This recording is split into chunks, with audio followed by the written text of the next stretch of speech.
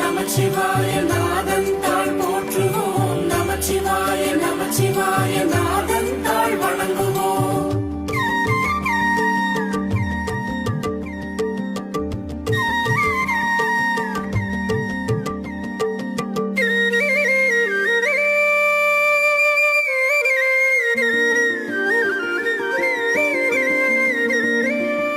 நம சிவாய நம சிவாய என்றழைத்தால் போதும்,